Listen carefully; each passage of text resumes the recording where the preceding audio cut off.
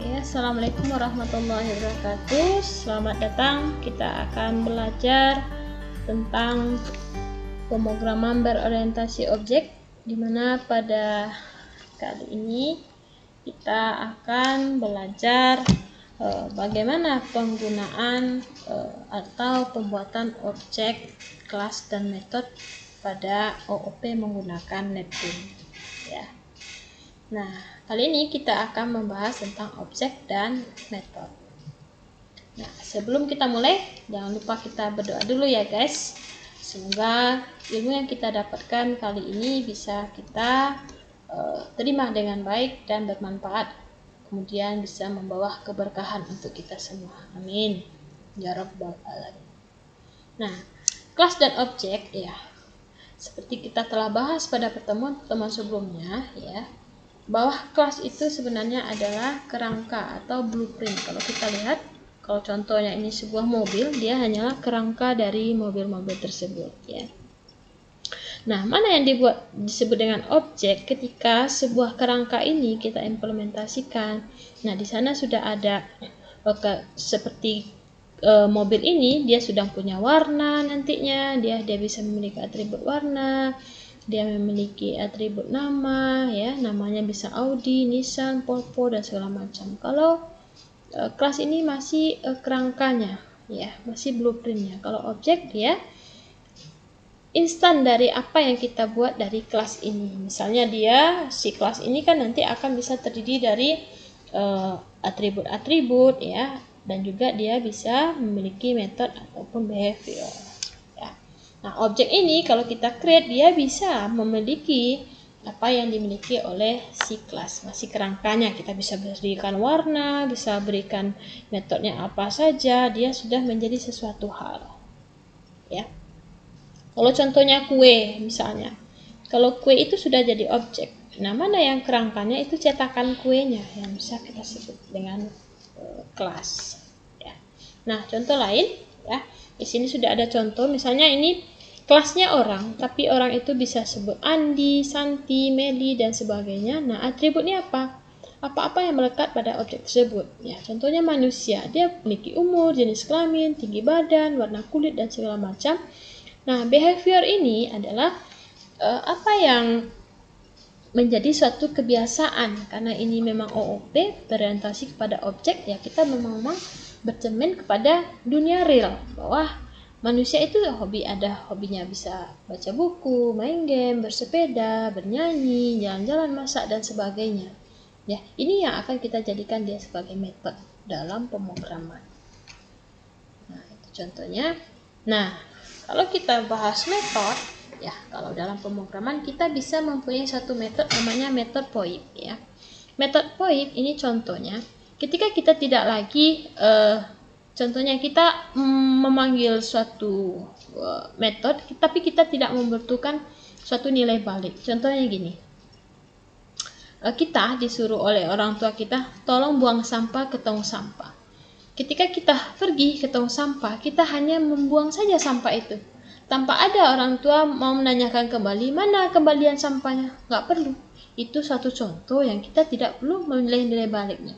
Nah, non-VoIP adalah dia membutuhkan nilai balik. Apa yang telah kita berikan, dia memberikan nilai balik. Contoh ilustrasinya, kita disuruh orang tua kita pergi ke warung, ini uang 10.000, kemudian beli minyak ke warung. Maka apa yang kita kembalikan ke orang tua kita? Bukan uang, tapi yang dia kembalikan itu adalah minyak. Ya. Kalau dalam matematika misalnya, apa yang kita olah misalnya? Kita melakukan perkalian panjang kali lebar. Apa yang kita lemparkan? Luas. Ya. Kita membutuhkan suatu hal yang harus kita ambil. Itu contoh non-VoIP. Ya. Nah, untuk metode VoIP dan non-VoIP, dia akan menjadi bagian daripada objek. Sementara metode statik ini dia ada miliknya si kelas, tidak lagi akan diakses oleh objek. Ya, nanti kita akan lihat contohnya. Nah, kita telah bahas sebelumnya itu modifier ya, ini untuk pengetahuan dan sebagai pengingat saja bahwa Kalau dia private, dia hanya bisa diakses di kelasnya, default atau tanpa tulis, dia bisa dalam beda package ya. Protect dia bisa dalam subclass, public dia bisa untuk semuanya. Nah, contoh dalam program yang bisa kita gunakan. Contohnya kita punya ya namanya kelas blueprint ya. Kerangkanya kita punya kelas namanya pemain di sini. Ya. Mana yang disebut dengan atribut? Kita bisa definisikan atribut. Nama ya, seorang pemain ini misalnya contohnya untuk game ya, dia memiliki nama, kecepatan ya, health point, peluru ya. Kemudian mana yang kita sebut dengan metode? Metode itu ini run. Misalnya seorang pemain di dalam game itu bisa berlari, bisa nembak, dia bisa kapan game ini harus mati ya. Nah, ini yang bisa kita jalankan. Nah, mana yang disebut dengan method void? Nah, method void dia akan identik dengan ada namanya tulisannya void. Ya. Jadi ini didefinisikan sebelum nama method. Mana yang disebut dengan method non void? Contohnya ini. Boolean is dead. Nah, ketika dia non void dia harus memiliki return value. Apa yang dia kirimkan? Nilai true or false-nya. Ya. Nah, bagaimana cara kita mengakses? Ini baru di kelas namanya kelas blueprint. Ya, kelas yang tidak bisa kita running karena dia tidak memiliki main program. Nah, ini contoh, ada kelas implementasi dengan nama game. Ya, mana yang disebut dengan objek? Kita buat objek. Jadi inilah instan objek dari kelas pemain.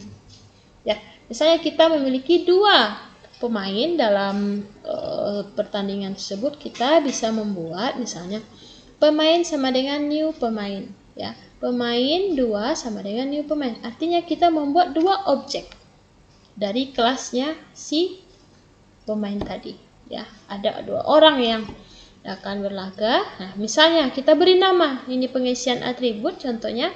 Ada pemain 1 kita isi dengan nama. Kenapa kita bisa mengakses nama? Karena kita sudah memiliki objek.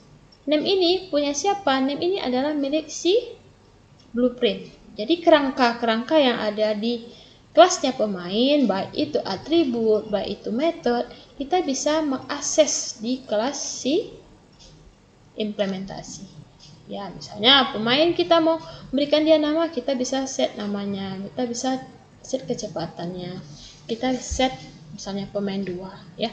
Nah, kalau mau mengakses metode, kita tinggal memanggil nama metodenya, diikuti dengan tanda kurung seperti ini. Metodenya apa? Ada run, ada tembak, ya. Nah, kita di sini juga bisa memberikan conditional. Jika pemain 1 itu dead, ya, dead itu artinya ketika health-nya itu sudah kecil daripada 0, maka dia akan gamenya game over. Itu contoh yang penggunaan mana sih yang dinamakan metode ya. Metode itu run behaviornya ya, bisa tembak. Metode run itu mirip ya. Kemudian ada yang disebut dengan variable atau atribut, ada yang disebut dengan objek. Nah, ini yang disebut dengan mana sih method void? Method void itu dia tidak perlu mengembalikan nilai, dia hanya mencetak. Mana ya sih yang perlu mengembalikan? Contoh ini.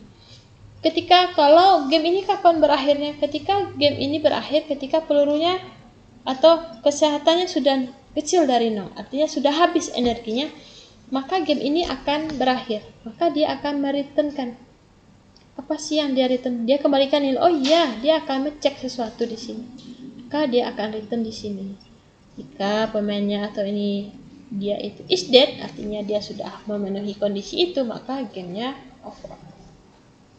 Ya, itu contoh penggunaan dari pada metode void non void. Nah, bagaimana kalau dia itu static? Static dia artinya milik si kelasnya. Ya. Oke. Terima kasih. Mungkin itu penjelasan secara singkat apa itu metode ya, apa itu kelas dan apa itu objek. Nah, bagaimana kalau kita implementasikan dia ke dalam suatu program. Nah, kita coba. Kita punya program di sini seperti yang tadi. Kita buat Java class, kita buat namanya pemain. Ini kita buat kerangkanya. Ya, kerangka atau sebut dengan blueprint. Nah, misalnya kita tadi memiliki atribut apa saja si pemain ini. Pemain ini memiliki ya atribut nama, ya. Dia memiliki nama. Kemudian nanti dia akan memiliki kecepatan, ya. Kita bikin integer speed. Oke.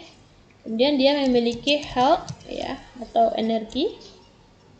Kemudian dia akan memiliki peluru, ya.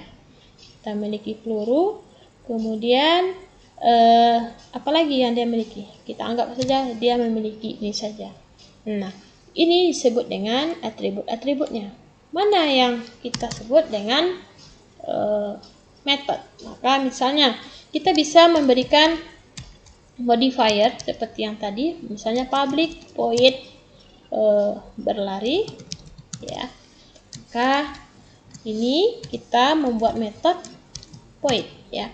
Apa yang akan kita cetak di sini? Misalnya kita akan mengasih tahu bahwa si nama itu melakukan, misalnya kita buat nama, misalnya nanti kita kasih nama Charles sedang berlari, ya.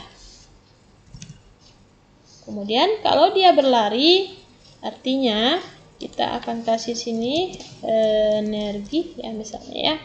Kalau dia berlari, maka energinya akan berkurang. Energi min. Misalnya nanti kita akan membuat nilai awalnya berapa, ya. Energinya berkurang. Kita cetak dulu, ya. Energi awalnya berapa, ya, biar ini informatif aja, ya. Kita buat namanya ini, kita buat di sini should memiliki energi dengan berapa energinya, dia memiliki energi. Kemudian dia berlari, maka kita cetak di sini memiliki, ya, memiliki energi, biar informatif ini. Kemudian dia berlari, kita buat namanya di sini, ya, nama dia sedang berlari. Kemudian dia energinya sekarang, ya. Setelah dia berlari, kita akan cetak berapa energinya, ya. Ini contoh metode VoIP, ya. Ini contoh dari metode VoIP. Nah, kemudian kita kasih dia menembak, misalnya public void menembak, ya. Nah, ketika menembak, maka apa yang terjadi? Pelurunya misalnya berkurang. Setiap nembak, maka pelurunya akan berkurang. Kita cetak, ya, melakukan penembakan. Peluru tinggal, ya. Oke, peluru, ya. Dia memiliki peluru. So, kita sebut di sini namanya biar jelas siapa sih yang melakukan penembakan, ya. Melakukan penembakan, pelurunya tinggal segini, ya. Kita cetak dulu peluru awalnya berapa, memiliki peluru, ya. Setelah dia nembak jadi berapa, ini sebagai informatif, ya. Kita buat siapa, misalnya kita akan simulasi ada beberapa nanti contoh dari pengurangan pengaksesan, ya. Nah, ini contoh ada 2. Kita bisa juga menambahkan, ya. Kita contoh misalnya tadi kayak boolean, ya. Jadi kalau non VoIP itu is dead, ya. Maka kapan dia is dead? Ketika health-nya ya. Berlari, ditembak, misalnya kapan dia berkurang, ketika berlari mungkin health-nya kita kurangi ya. Health-nya kita min. Setiap dia berlari, misal ya, ini contohnya dia berlari atau apa gitu ya. Ini tergantung skenario. Nah, ketika dia seperti ini, dia memintakan return ya. Ya, if kita buat kondisi health kesehatannya kecil sama dengan 0, maka kita return true ya, artinya dia benar-benar udah mati, misalnya seperti itu. Else return, kalau tidak maka kita return false. Nah, ini akan kita akses nanti di kelas implement. Ini contoh VoIP, ini non VoIP harus ada return value. Nah, kita tambahkan kelas implementasi, contohnya tadi itu game contohnya ya. Nah, di sini di kelas game kita ya harus memiliki kelas main ya, main class ya. Kita harus memiliki metode main karena dia yang akan pertama kali diakses. Nah, di sini yang akan kita lakukan, kita harus membuat nama dari objek tersebut. Kita buat instan dari objek ya. Kita akses di sini namanya pemain. Ya, ini pemain, kita buat instannya dengan pemain, misalnya player 1 sama dengan new pemain ya, pemain ya. Kita anggap P1 itu player 1, kemudian ada pemain 2, pemain P2 sama dengan new pemain ya. Nah, ini kita membuat instan objeknya, nama P1 P2. Mana yang disebut dengan objek P1 dan P2. Nah, ketika kita mau menginputkan suatu nama di sini, misalnya kita mau memberikan nama, artinya P1 ini sudah bisa mengakses variabel-variabel yang ada di kelas blueprint. Jadi dia bisa mengakses, misalnya kita beri nama sama dengan misalnya Patih gitu ya. Kemudian kita kasih dia P1 memiliki energi misalnya 10 ya. Kemudian P1 kita buat dia memiliki kecepatan ya, atau dia memiliki peluru sama dengan 3. Oke. Kemudian P1 memiliki health-nya mungkin 20 ya. Nah, ini baru P1. Gimana kita mengakses P2, memberikan nilai P2 ya? Kita kasih P2 dot nama ya, sama dengan yang tadi, misal namanya Charles ya. Oke. Kemudian kita kasih nama P2, objek kedua kita kasih dia peluru ya. Peluru itu sama dengan 4. Kemudian P2 dot health, kita kasih dia health-nya sama dengan 1 ya. Kemudian ini apakah semuanya harus kita tulis? Ya, tergantung kebutuhan kita. Nah, di sini kita bisa, ini baru pemberian nama atributnya, pemberian nilai atributnya. Kita bisa mengakses ya metode-metode yang ada di sini. Misalnya kita mau melakukan pemain 1 berlari ya. Berarti di sini kita buat P1 dot berlari. Nah, apa output dari ini? Kalau kita lihat bahwa di pemain 1 berlari itu energinya akan berkurang, health-nya juga akan berkurang. Contohnya, energi awalnya 10, health-nya 20. Artinya kalau berkurang, harusnya outputnya adalah, kita lihat, kita running ya. Seperti ini ya. Fatih memiliki energi awal 10, kemudian Fatih sedang berlari, ya. Fatih energinya sekarang 9, ya. Kita lihat di sini, ya. Fatih, ya ini ya, memiliki energi sekian, dia sedang berlari, kemudian energinya jadi sekian. Nah, health-nya tidak kita cetak. Misalnya kita cetak di sini health menjadi, ya, misalnya health, ya, kita ambil variabel health, ya.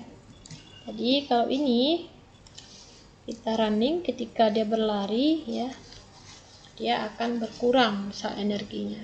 Maka di sini dia health-nya 20 ketika berlari. Bagaimana kalau kita mau kurangkan dia tidak min-min? Artinya kita buat sini health sama dengan, atau di energi, ya, min-min.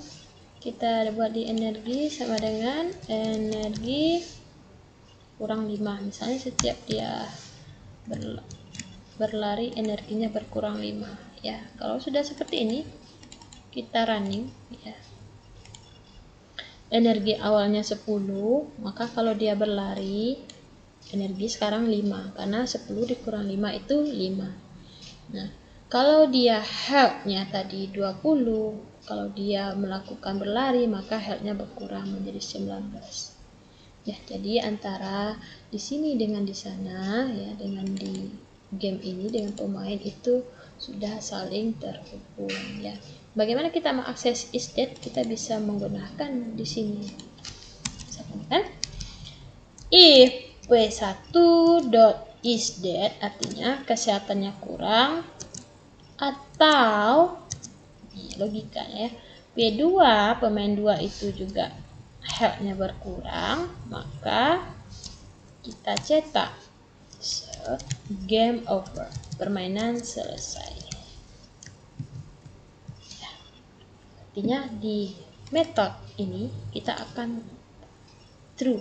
Apakah health-nya kecil dari 0? Kita buat, ya, misalnya health-nya di sini, health-nya tadi berkurang min-min, kita buat health-nya 1, ya. Artinya ketika dia, kapan health ini berkurang?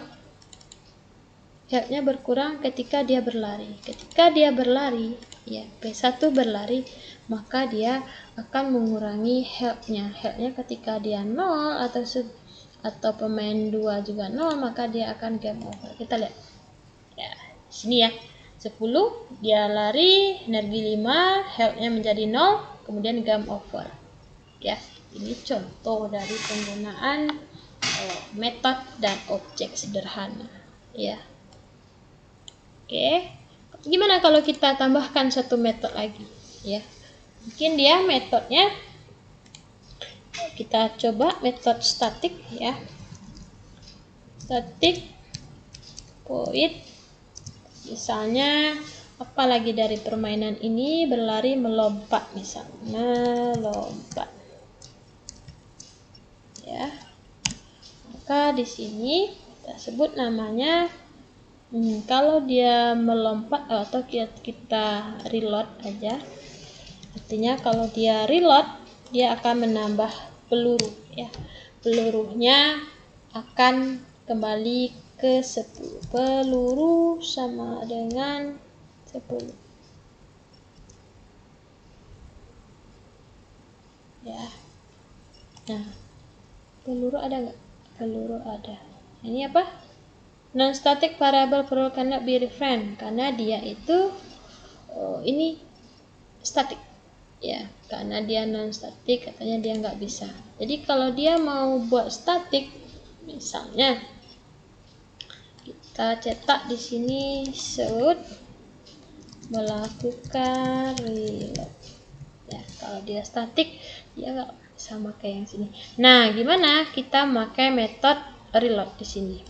Misalnya di game 1 kita melakukan buat ini 10 biar nggak game over, ya.